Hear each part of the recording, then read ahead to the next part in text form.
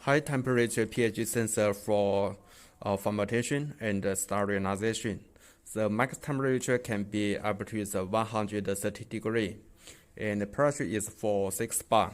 Its membrane is oval-shaped, can for high temperature and high pressure. Okay, it's a sensor with a VP cable. Sensor with VP cable. And production sheets. Production for sensor. And